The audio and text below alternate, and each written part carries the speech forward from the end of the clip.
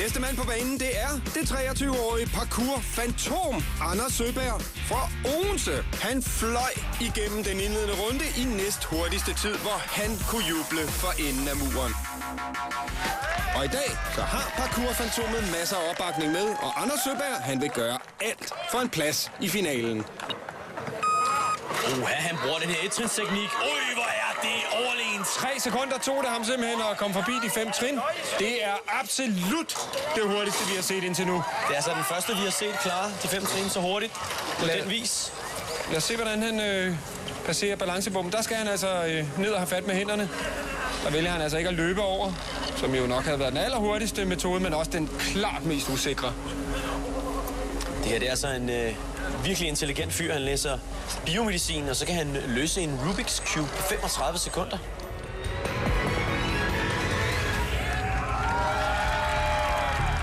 Og grunden til, at vi siger det, vi snakker om intelligens, det er selvfølgelig en vigtig egenskab også på Ninja Warrior-banen. Det er ikke kun muskelstyrke, som tæller. Og lad os se, om han ikke kan få hoppet over i nettet. Godt spring. Ej, hvor er det bare sikkert. Han leger med tyngdekraften der. Ja, han leger med banen. Også den. Lige om lidt skal han lige heroppe forbi, så kan vi jo give ham et... Nu skal han altså passe på sin t-shirt. Ej, for søren, det er Anders Søberg. Anders, mand. Ja. Nej, har du ikke fået det råd? Put da lige den t-shirt op i buksen. Ej, hvor er det ærgerligt, mand. Anders, hvor fanden? Nej, jeg troede, jeg havde den. Men det havde du også. Du havde bare ikke lige styr på reglerne. Ja, jo, det havde jeg jo sådan set, men jeg troede sgu ikke, at min t-shirt var så langt nede. Jeg skulle smidt trøjen alligevel. Du skulle have smidt den trøje. Ærgerligt. Ja, regler er regler.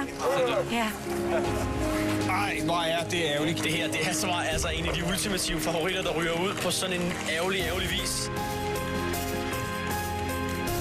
Ja, sådan slutter Danmarks Ninja Warrior altså for en af de ellers absolut hurtigste og mest lovende deltagere. Der er altså ikke noget at sige til, at han nu ligner den allermest skuffede mand i verden.